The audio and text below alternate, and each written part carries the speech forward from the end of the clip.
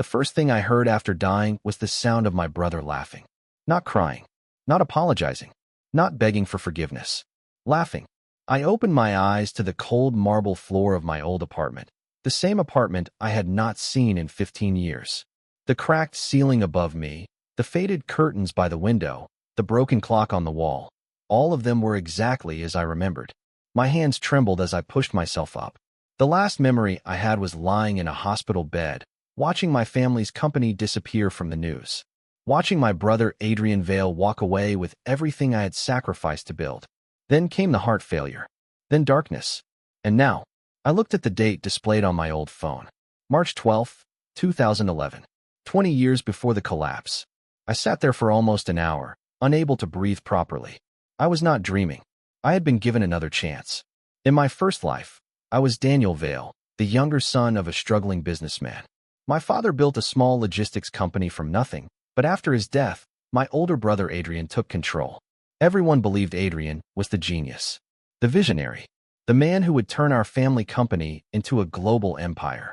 I believed it too, until I spent 20 years cleaning up his disasters. The first disaster came 3 months after he became CEO. Adrian made a risky investment in a shipping project that failed. The company lost millions.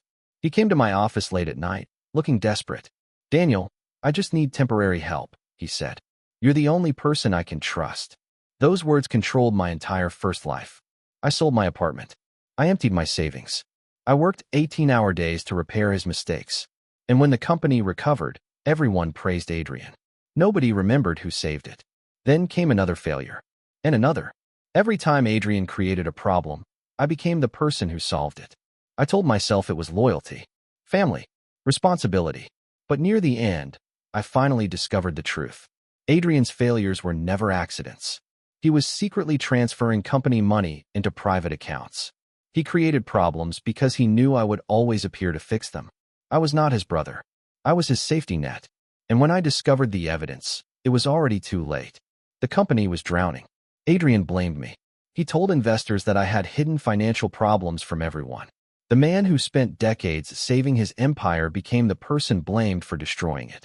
My reputation was ruined. My health collapsed. And Adrian walked away with the remaining assets. But now I was back. And this time, I knew exactly what would happen. My phone rang. I froze. The name on the screen made my expression harden. Adrian. In my first life, this was the morning he called me after his first failed investment. The morning I promised to save him. The morning I started destroying my own future. I answered, "Daniel, finally, I've been trying to reach you." His voice was exactly the same. Confident. Relaxed. As if the world belonged to him. "What happened?" I asked. He sighed dramatically. "I have a business opportunity. Something huge. But I need some money to secure the deal." I closed my eyes. There it was. The beginning. "I'm sorry," I said. Silence. "What?"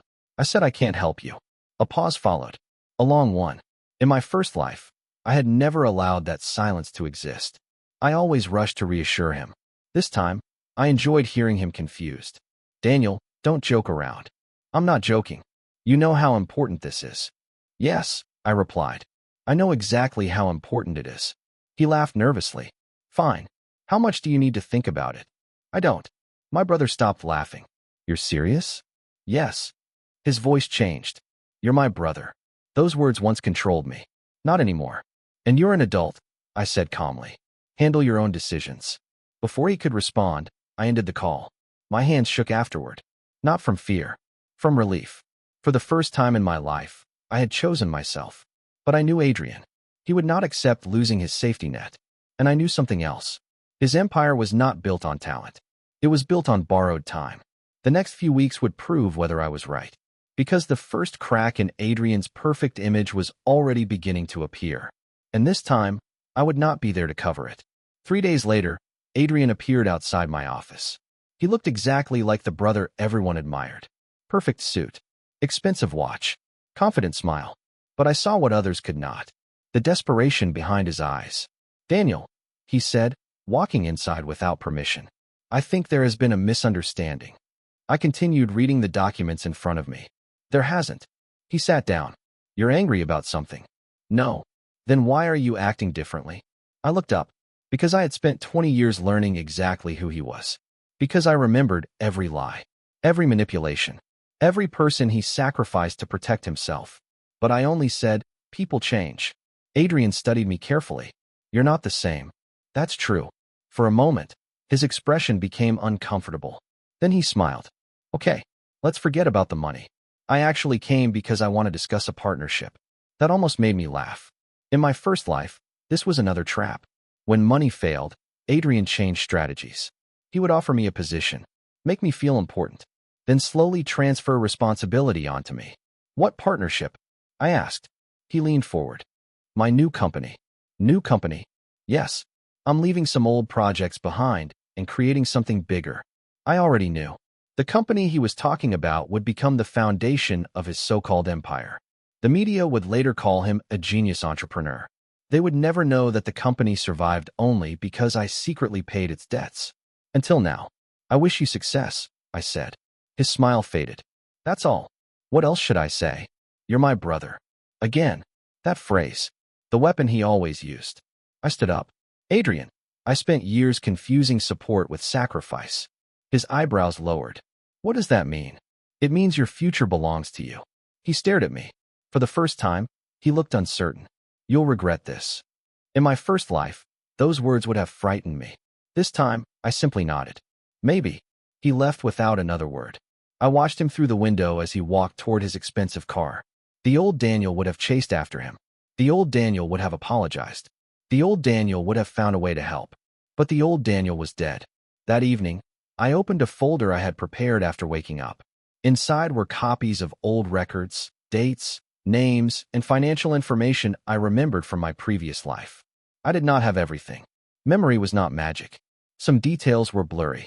But I knew enough. I knew Adrian's first major investor. I knew which contract would fail. I knew which partner would betray him. And most importantly, I knew why. In my first life, I thought Adrian's downfall happened because of bad luck. I was wrong. His empire collapsed because it was built on secrets. The first secret belonged to a man named Victor Hale. Victor was Adrian's closest business partner. Everyone believed Victor was the person who helped Adrian rise. But I knew the truth. Victor was the reason Adrian eventually lost everything. Not because Victor betrayed him, because Adrian betrayed Victor first. And in this life, I would not interfere. I would simply watch. The next morning, I received a message from Adrian. Need to talk. Emergency. I stared at the screen. The first crisis had arrived earlier than expected. I replied with only one sentence. What happened? His answer came 5 minutes later. The investor meeting went wrong. I smiled slightly. Of course it did. The same meeting. The same mistake. The same beginning. But this time, there was one difference. Before, I ran toward the fire. Now, I was standing far away, watching the flames begin. A week later, financial news reported that Adrian Vale's new company had suffered an unexpected setback. The public called it a temporary problem. I knew better. It was the first crack. And cracks were dangerous. Because once an empire built on lies started breaking, nobody could stop the fall. Not even the person who had spent his entire life holding it together. The news headline appeared on my laptop at 6:30 in the morning. Rising entrepreneur Adrian Vale faces first setback after failed expansion deal. I stared at the picture attached to the article. Adrian was smiling. That was something he had always been good at. Even when everything around him was falling apart, he knew how to make people believe he was in control. In my previous life, I had seen that smile thousands of times. It was the smile he wore before asking me to rescue him. The smile he wore before blaming someone else. The smile he wore before hiding another secret. But this time, I was not his solution. My phone rang. I already knew who it was before looking. Adrian. I let it ring. Once. Twice. 3 times. Then it stopped. A minute later, a message appeared. I know you're upset, but this is serious. Call me. I placed the phone face down. In my first life, I would have called immediately. I would have asked what happened. I would have offered money before he even requested it. But that version of me died in a hospital bed while Adrian enjoyed the success I built for him. I returned with one purpose: to stop repeating my mistakes. Later that afternoon, I met with my own team. Unlike Adrian, I had spent the past few weeks quietly rebuilding my own future. My first life had taught me one painful lesson. Being useful was not the same as being valued. I had skills, experience, knowledge. I knew the mistakes companies made because I had spent decades cleaning them up. This time, I would use those lessons for myself. My small investment firm was only beginning, but I already had a clear plan. No shortcuts, no fake promises, no dependence on people who saw kindness as weakness. During the meeting, my assistant, Clara Bennett, placed a file on my desk. Daniel, this came from an anonymous source. I looked at her. What is it? Financial records. I opened the file. My expression changed. Inside were documents connected to Adrian's company. At first, I thought it was about the failed investment. But then I saw the numbers. Transfers. Hidden accounts. Payments made through a third-party company. My heart became cold. This was not supposed to happen yet. In my previous life, I discovered these records years later. Not months. Someone was already investigating Adrian. And that meant the timeline had changed. Who sent this? I asked. Clara shook her head. They didn't leave a name. I studied the documents carefully. There was one signature. A name I recognized. Victor Hale. My eyes narrowed. Victor was supposed to become Adrian's biggest supporter. Why was he exposing him now? That night, I searched through every memory I had. Something was different. In my first life, Victor disappeared after Adrian's company collapsed. Everyone assumed he ran away. But what if that was wrong? What if Victor had been trying to reveal the truth all along? I needed answers. The next day, I arranged a meeting.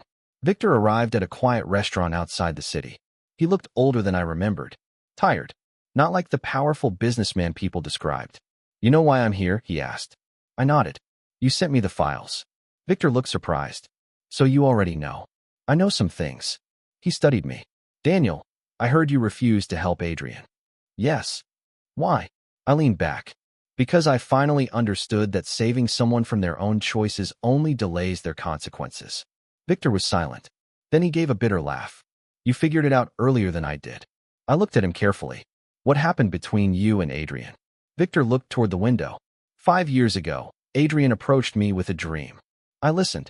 He said he wanted to build something meaningful. A company that would change the industry. That sounds like him. Yes, Victor said. But dreams changed when money arrived. He explained everything. Adrian had secretly manipulated contracts. He had promised investors things he could not deliver. He had taken credit for ideas that belonged to others. But the worst part was not the lies. It was what happened to Victor. He used my reputation, Victor said quietly. When the first problems appeared, he prepared documents that made it look like I was responsible. I remembered that moment. In my first life, everyone blamed Victor. I never questioned it. Because Adrian had already trained me to believe his version of every story. You tried to expose him, I said. Victor nodded. But nobody listened. I looked down at the documents. This was the hidden truth I never discovered before. Adrian's empire was not slowly becoming corrupt. It was built on corruption from the beginning. Why show me this? I asked. Victor's expression became serious. Because you were the only person who could stop him. I shook my head. No. Victor frowned. You don't understand. I understand perfectly. I looked directly at him. I'm not here to save Adrian. The words felt strange, but freeing. I'm here to make sure I don't destroy myself trying. Victor watched me for a long moment. Then he slowly nodded. Maybe that's exactly why you're the only person who can defeat him. A month passed. Adrian's company continued to struggle, but he refused to admit it. That was his greatest weakness. Pride. Every time a problem appeared, he covered it with another promise. Every lie required a bigger lie. And eventually, the weight became impossible to carry. Meanwhile, my own company began growing. People who once ignored me started paying attention. Not because I was Adrian's brother, but because of my own decisions. For the first time, I experienced what it felt like to build something without standing in someone else's shadow. Then came the unexpected call. My father's old lawyer, Marcus Reed. I had not spoken to him in years. Daniel, we need to meet. His voice was serious. About what? Your father's original company documents. I froze. My father. Another memory from my previous life returned. After my father died, Adrian became the public face of the family business.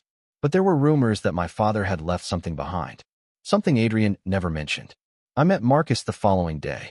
He placed an old envelope on the table. Your father wrote this before he passed away. I stared at it. Why didn't I receive this before? Marcus hesitated. Because your brother convinced the family it was unnecessary.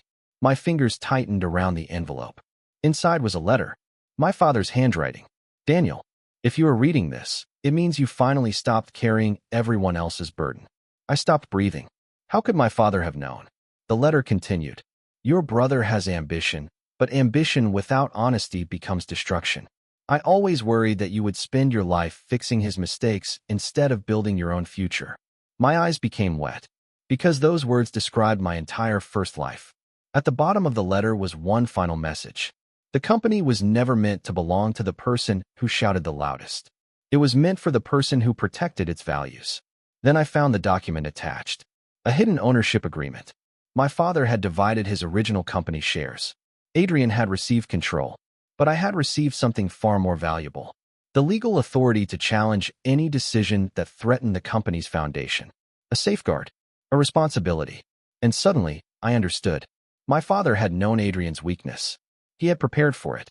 The problem was, I had spent my first life ignoring the warning. That evening, Adrian called again. This time, his voice was different. No confidence. No arrogance. Fear. Daniel. I said nothing. I need your help. The old me would have felt relief. The old me would have thought this was my chance to repair our relationship. But I remembered the hospital. I remembered the betrayal. I remembered dying alone while Adrian protected himself. What happened? I asked. My investors are leaving. I stayed silent. I need someone they trust. He paused. You. I almost laughed.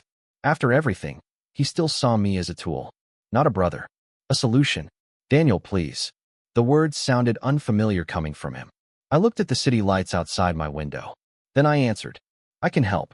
There was silence. I continued. But not the way you want. What does that mean? It means I won't cover your mistakes. His breathing changed. I won't pay your debts. Daniel, I won't protect your lies. The line went quiet. Then Adrian whispered, You're choosing to destroy me. I looked at the documents on my desk. No, Adrian. My voice was calm. I'm choosing not to destroy myself anymore. I ended the call. But I knew this was only the beginning. Because now Adrian knew one thing. His old safety net was gone.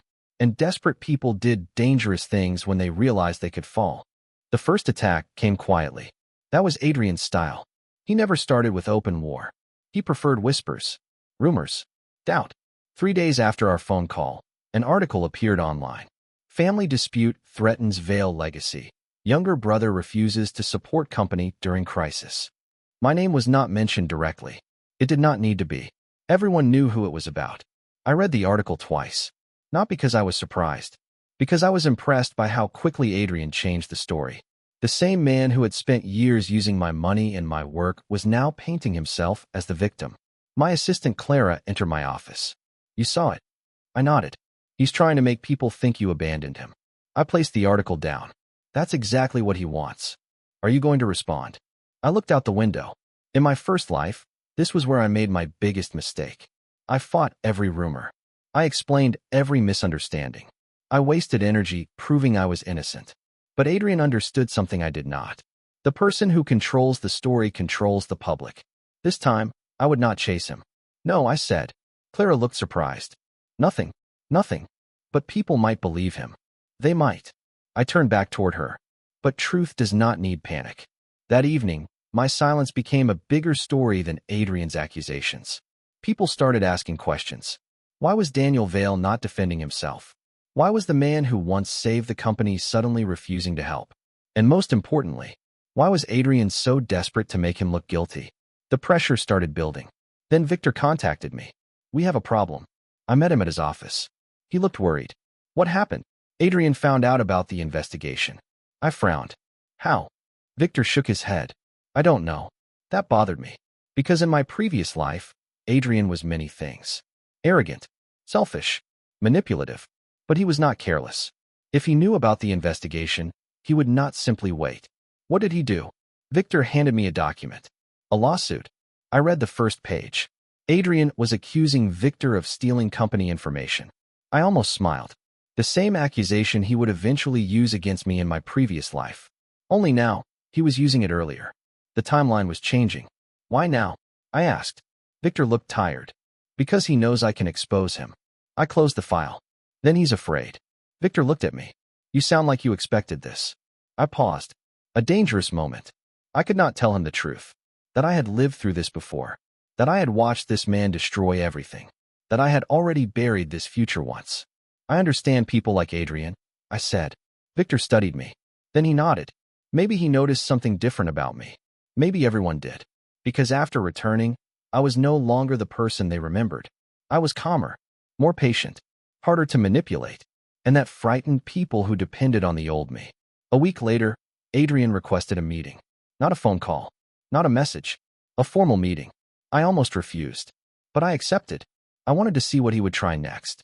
The meeting took place in the family's old office building, the same place where, in my first life, I had signed away years of my work. Adrian was waiting inside. He looked exhausted. The confidence was gone. Daniel. I sat across from him. What do you want? He looked at me for several seconds. Then he said something I never expected. I made mistakes. I stayed silent. Not because I was impressed. Because I knew Adrian. An apology from him was never free.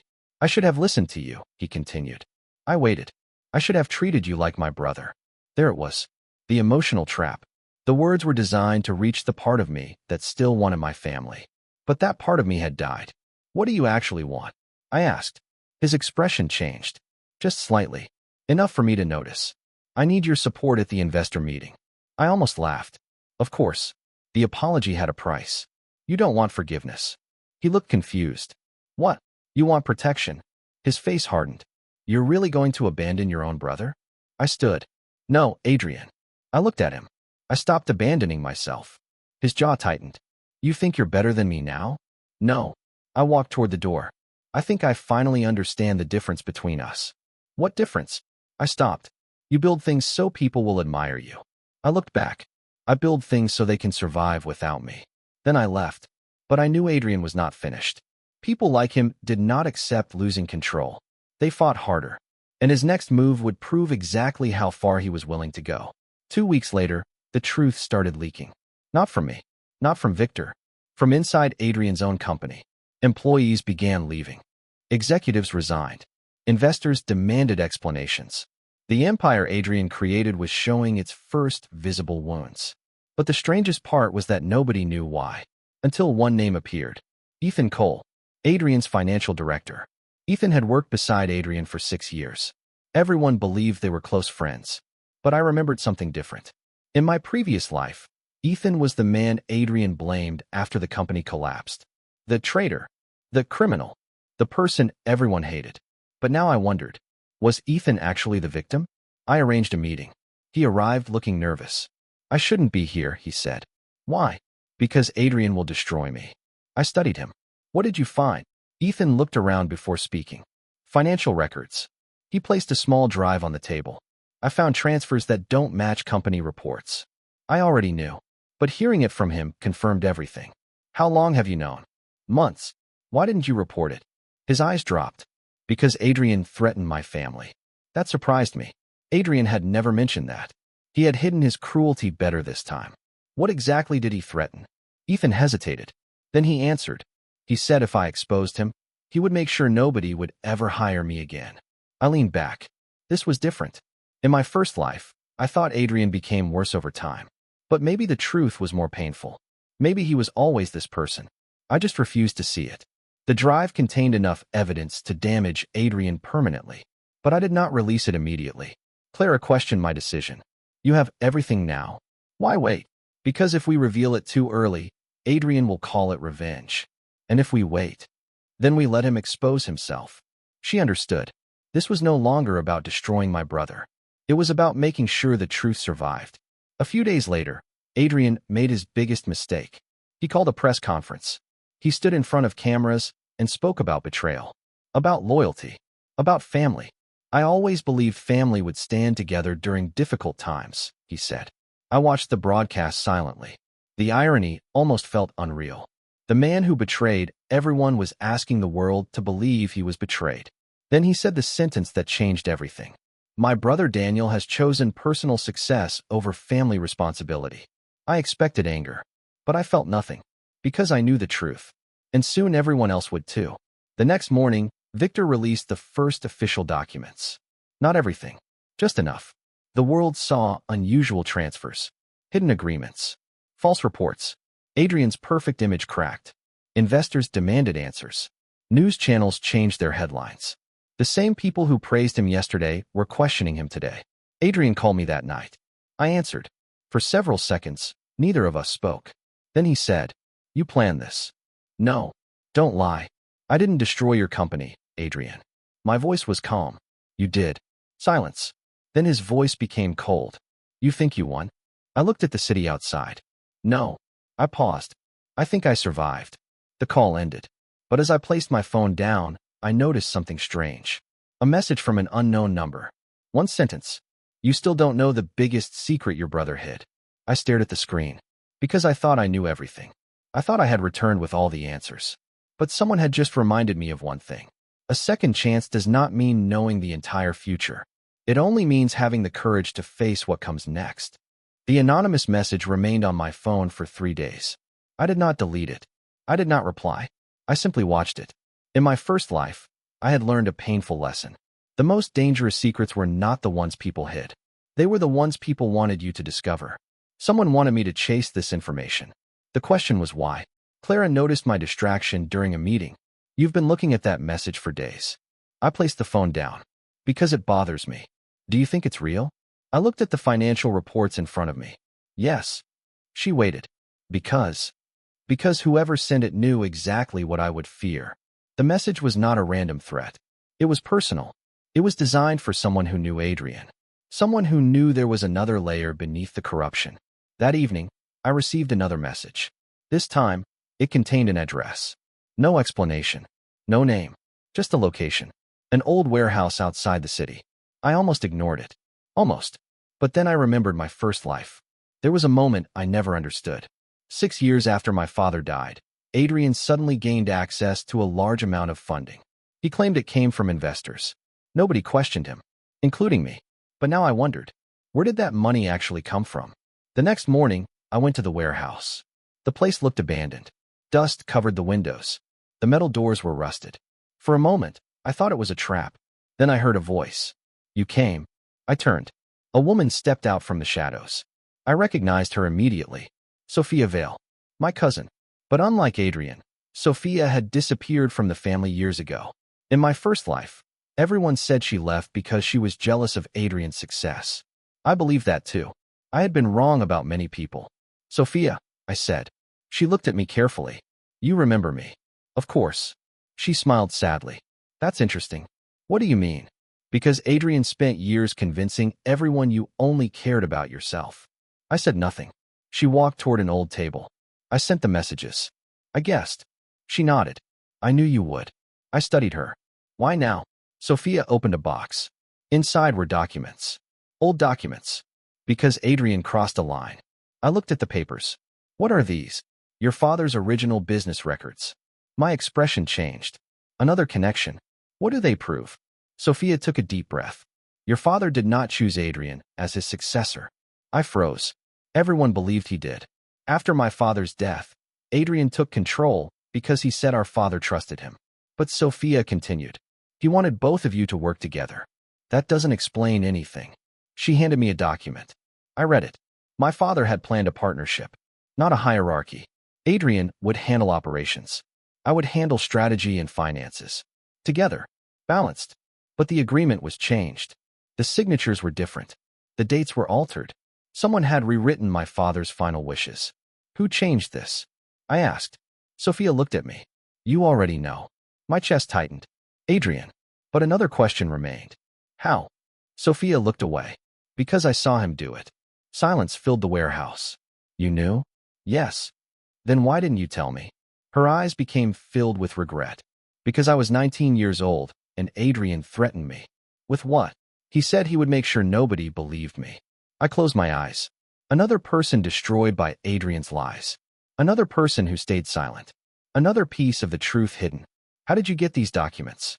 Sophia smiled bitterly. "I kept them because I knew one day someone would need proof." I looked at the papers again. The entire foundation of Adrian's empire was built on stolen trust. Not just money. Not just contracts. A stolen future. My future. But I did not feel anger. Not anymore. I felt something stronger. Clarity. For years, I thought Adrian took everything from me. Now I realized something. He never took my life. I gave it away. And this time, I would not. The next battle was not financial. It was legal. With Sophia's documents and Ethan's evidence, we had enough to challenge Adrian's control over the company. But there was one problem. The public still believed Adrian's version. And Adrian knew exactly how to use that. He appeared on television again. This time, he did not look angry. He looked broken. I made mistakes, he said. I watched the interview silently. I trusted the wrong people. A carefully chosen sentence. Not an admission. A distraction. Then he mentioned my name. My brother has every right to be upset. But destroying our family legacy will not bring back our father. Clara turned off the screen. He's using your father. I nodded. Because she was right. Adrian knew the one thing I still struggled with. My father's memory. He was trying to make me look like the person attacking our family. The person destroying the dream. For one moment, I felt the old guilt return. Then I remembered something. My father's letter. Your future belongs to the person who protects the values, not the person who controls the company. I made my decision. We went public. Not with accusations. Not with emotional speeches. Only facts. Documents. Dates. Records. Proof. The reaction was immediate. People who had defended Adrian began questioning him. Investors demanded explanations. The board called an emergency meeting. And Adrian finally lost the one thing he valued most. Control. I attended the meeting with Sophia, Victor, and Ethan. Adrian entered 20 minutes late. He looked different. Older. Tired. But his eyes were still the same. He looked at me. You really did this. I answered honestly. No. His expression hardened. You exposed everything. I revealed the truth. He laughed quietly. Same thing. No. I looked around the room. The difference is that one destroys lies. The other destroys people. The board reviewed the evidence. Hours passed. Nobody spoke. Finally, the chairman announced the decision. Adrian would be removed from his position. The company would undergo investigation. The stolen funds would be recovered. For the first time in years, Adrian had no authority. No shield. No one to blame. He stood there silently. Then he walked toward me. Everyone expected anger. Instead, he whispered, "Do you know what the worst part is?" I said nothing. You were always better than me. I looked at him. No, Adrian. He seemed surprised. You were just afraid of being ordinary. His face changed. Because that was the one truth he never wanted to hear. Adrian left the room. But before I could feel relief, my phone vibrated. Another unknown message. I opened it. One sentence. Removing Adrian was only the beginning. The person who helped him build everything is still free. I stared at the screen. Because there was one thing I had forgotten. Adrian could not have done everything alone. Someone had helped him. Someone powerful. Someone who had been hidden all these years. And now, that person knew I was looking. The person behind Adrian's empire was not a stranger. That was what made it dangerous. For days, I searched through every document we had collected. Every payment. Every contract. Every hidden connection. There was one name that appeared again and again. But it was never obvious. A company. A legal firm. A financial advisor. All separate pieces. Until I connected them. Marcus Reed. My father's old lawyer. I stared at the records on my desk. For years, Marcus had been the person my family trusted. He handled contracts. Protected assets. Managed legal matters. And now I had proof that some of Adrian's earliest deals passed through Marcus's firm. My first instinct was disbelief. Then anger. Then something worse. Confusion. Because Marcus was the man who gave me my father's letter. The man who helped me discover the truth. Why would he also be connected to the lies? I called him. Daniel. His voice sounded normal. Too normal. I need to meet you. There was a pause. Is something wrong? Yes. We met in the same office where he had handed me the envelope weeks earlier. But this time, I was not there as someone seeking answers. I was there because I already had questions. I placed the documents on his desk. Marcus looked at them. His expression changed. Only slightly. But enough. You know, I said. He did not deny it. I wondered when you would find out. The honesty surprised me. How long? Marcus sighed. Since the beginning. My jaw tightened. Explain. He looked exhausted. Not guilty. Exhausted. Your father built his company with honesty. But after he died, there was pressure from investors. They wanted Adrian because he was confident. Charismatic. That doesn't explain your involvement. Marcus looked down. Adrian was young. Ambitious. He made promises he couldn't keep. And you helped him? Yes. The answer was painful. Why? Marcus was silent for several seconds. Because I thought I was protecting the company. I almost laughed. By helping him hide the truth, I believed I could control the damage. I looked away. Another person who thought they could fix Adrian. Another person who believed they were helping. And another person who became part of the problem. You knew what he was doing. Yes. And you stayed silent. His eyes lowered. Yes. I stood. For a moment, I wanted to hate him. But then I remembered my own past. How many times had I done the same thing? How many times had I protected Adrian because I was afraid of losing family? The difference was, I finally stopped. Marcus looked at me. I'm sorry. I shook my head. Sorry does not erase consequences. I know. Then why tell me? He reached into a drawer. He pulled out a small folder. This is the final piece. Inside were records from 20 years ago. My father's original company transfer documents. And one name. The person who ordered the changes. Not Adrian. Not Marcus. Someone else. I read the name. My blood went cold. Eleanor Vale. My mother. I looked at Marcus. No. He nodded slowly. She was involved. That was impossible. My mother had died years before Adrian's empire reached its peak. She was always the quiet person in our family. The person who avoided conflict. The person who told me to support my brother. You're lying. I wish I was. I sat down slowly. The entire story changed. My mother. My father. Adrian. The company. Everything. That night, I returned home with more questions than answers. The next morning, Sophia came to my office. She knew something was wrong. What happened? I handed her the documents. She read them. Her face changed. She knew. I nodded. Sophia sat down. I don't understand. Neither did I. Until I found one final document. A personal letter. Written by my mother. Hidden among the old records. I opened it carefully. The first sentence destroyed everything I believed. Daniel, if you ever discover this letter, it means Adrian failed to become the person we hoped he would be. I continued reading. My mother had known Adrian was becoming dangerous, but she had not protected him. She had protected the family. She believed controlling Adrian was possible. She believed giving him power would make him responsible. She was wrong. And when she realized it, it was too late. The last line made me stop. I did not hide the truth because I wanted Adrian to win.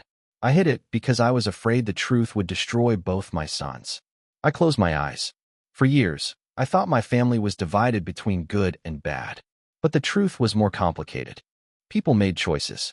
Some from greed. Some from fear. Some from love. And sometimes, love could create just as much damage as hatred. Adrian disappeared after losing control of the company. No interviews. No public statements. No attempts to fight back.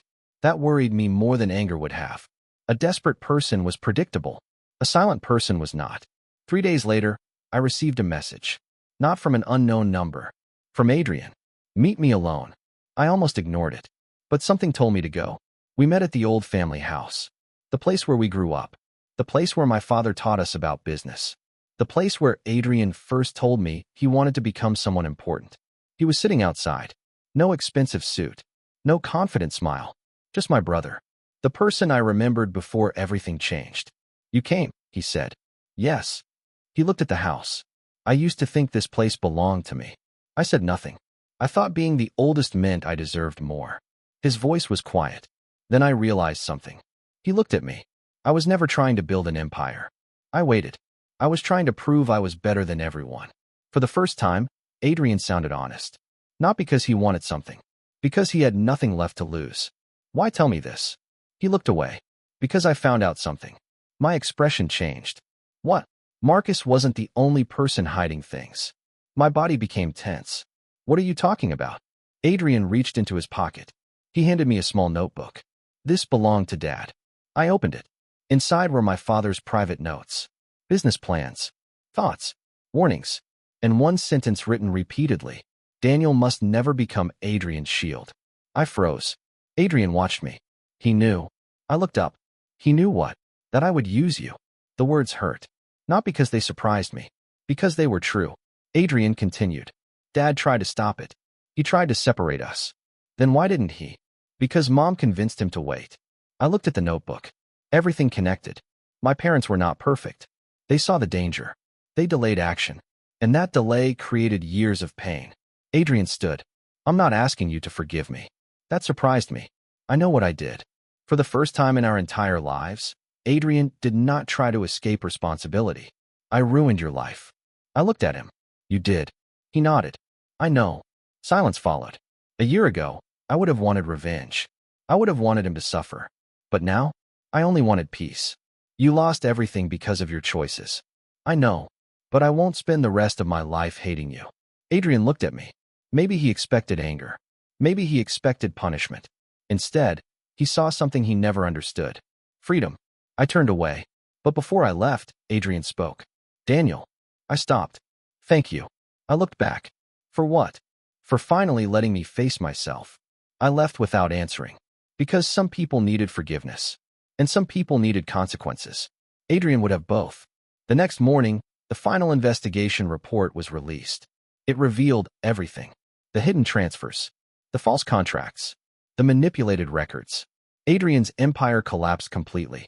But something unexpected happened. The company survived. Not because of Adrian. Not because of me. Because the truth finally allowed it to rebuild. And as I looked at the headlines, I understood something. I had spent my first life trying to save an empire. In my second life, I saved myself. But the story was not over yet. Because one final decision remained. The company, the inheritance, and the future my father wanted us to create. 6 months after Adrian's downfall, the world had almost forgotten his name. That was how quickly people moved on. One day, he was a celebrated businessman. The next, he was a warning story. A headline. A lesson people discussed for a few minutes before moving to the next piece of news. But for me, the story was never about watching Adrian fall. It was about understanding why I spent so many years holding him up. The company had entered a difficult rebuilding phase. Many expected me to take complete control. After all, I had the legal authority, the experience, the knowledge, the public support. Everyone assumed I would finally take what I deserved. But they misunderstood me. I did not return to take Adrian's place. I returned to stop becoming him. One morning, the board gathered for the final ownership meeting. Victor sat across from me. Sophia was beside him. Ethan was also there. The people who had been ignored, threatened, and silenced were finally sitting at the table where decisions were made. The chairman cleared his throat. Daniel, everyone expects you to become the new CEO. I looked around the room. The old version of me would have accepted immediately. Not because I wanted power, because I wanted recognition. I wanted everyone to finally admit that I mattered. But I no longer needed that. I won't take the position. The room became silent. The chairman looked surprised. You're refusing? Yes. Why? I smiled slightly. Because this company spent too many years depending on one person. I placed a folder on the table. I want a leadership system. Not a single person everyone depends on. Inside the folder was my proposal. A new structure. Shared responsibility. Independent financial checks. Transparent decisions. The opposite of everything Adrian built. Victor looked through the documents. This would completely change the company. That's the point. For years, the company survived because someone like me kept fixing problems. That was not success. That was survival. Real success meant no one person could destroy everything. The board approved the plan. Not everyone was happy. Some people wanted another powerful leader. Someone who could make quick decisions. Someone like Adrian. But I knew the truth. A fast-growing empire built around one person always had a weakness. That weakness was the person. After the meeting, Sophia walked beside me. You know, I thought you would want revenge. I looked at her. I did. She smiled. Really? Yes. I stopped walking. In my first life, I wanted Adrian to feel the pain I felt. And now I realize revenge would have kept me connected to him forever. Sophia nodded. That sounds like something Dad would have said. I smiled. Maybe, but I had learned that lesson too late. That evening, I visited my father's grave. I had avoided it for years in my first life. Not because I didn't love him, because I was angry. Angry that he left me with responsibility. Angry that he trusted Adrian. Angry that nobody protected me. But standing there now, I felt something different. Peace. I understand now, I whispered. The wind moved through the trees. You weren't asking me to save my brother. I looked at the stone. You were asking me to save myself. For the first time, I could remember my father without pain. Then my phone rang. I expected another business issue. Instead, it was Adrian. I almost ignored it. But I answered. Daniel. His voice was quieter than before. How are you? I looked at the sunset. Fine. There was silence. Then he said, "I'm leaving the city." I was not surprised. "What will you do?" "I don't know." That answer was probably the most honest thing he had ever said. "I spent my whole life knowing what I wanted." He paused. "I just never asked why." I closed my eyes. "Maybe that's where you start." Another silence. Then Adrian said something unexpected. "I'm sorry." Simple. No excuses. No explanations. Just 2 words. I accepted them. Not because everything was fixed. It wasn't. Some damage could never disappear. But because carrying anger forever was another kind of prison. "Goodbye, Adrian." "Goodbye, Daniel." The call ended. And for the first time, I felt like I had truly moved forward. 1 year later, the company announced its biggest achievement. Not a record profit. Not a massive expansion. Something far more important. A complete transformation. The company became known for stability and honesty. People trusted it again. Employees who once feared speaking up now had voices. Partners who once worried about hidden deals now had confidence. The empire Adrian wanted to build had collapsed. But the company my father dreamed of finally existed. And strangely, I was happier than I had ever been. I no longer worked to prove my worth. I no longer waited for someone to notice my sacrifices. I lived. A simple thing I had forgotten how to do. One afternoon, Clara entered my office holding an envelope. "This arrived for you." I looked at the handwriting. I recognized it immediately. "Adrian." I opened it. Inside was a short letter. "Daniel, I used to think losing everything was the worst thing that could happen to me. I was wrong. The worst thing was having everything and still being empty." I continued reading. "You were the person who could have destroyed me completely. Instead, you gave me the one thing I never gave anyone else. A chance to face the truth. I don't know if I deserve forgiveness. But I finally understand something. Your kindness was never weakness. My mistake was thinking it was." At the bottom was one final sentence. "You won because you stopped playing my game." I folded the letter. For a moment, I remembered my first life. The hospital, the loneliness, the betrayal, the years I wasted. Then I remembered this life. The choices, the people I saved, the person I became. And I smiled. Because the greatest victory was not watching Adrian's empire collapse. The greatest victory was realizing I did not need to stand on his ruins to feel successful. A week later, I visited the old family house one final time. The place looked smaller than I remembered. Funny how memories worked. When we were young, places seemed enormous. Then life changed. I walked into my father's old office. On the desk was a wooden box I had never opened. Inside was a photograph. 2 brothers. Young. Smiling. Before money. Before power. Before betrayal. On the back, my father had written, "Never let success cost you the person you are." I held the picture for a long time. Then I placed it back. Because I finally understood the truth. My second chance was never about saving a company. It was never about defeating my brother. It was never about revenge. It was about one decision. The decision to stop carrying someone else's failure as my responsibility. In my first life, I paid Adrian's debts until I had nothing left. In my second life, I stopped. And when I stopped holding up his lies, his empire finally fell. Not because I destroyed it, because it was never strong enough to stand on its own.